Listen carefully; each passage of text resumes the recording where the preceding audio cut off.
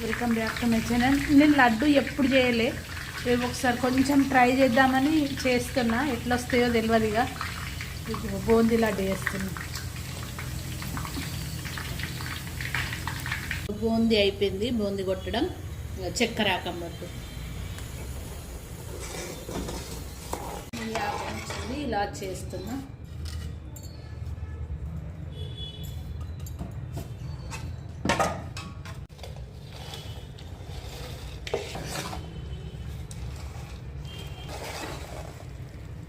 First time laddu కట్టినందుకు success అయినా. ఇక మంచిగా వస్తున్నాయి.